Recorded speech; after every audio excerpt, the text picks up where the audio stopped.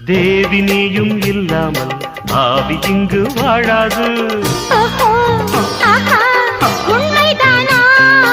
7 ஜென்மம் போனாலும் இந்த பந்தம் போகாது.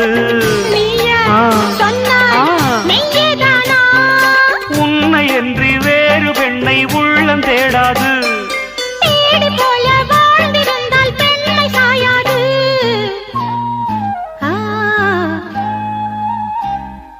பூவே உன்னை நேசித்தேன், பூக்கள் கொண்டு பூசித்தேன். உண்மை சொல்ல யோசித்தாய், கோழை போல யாசித்தாய்.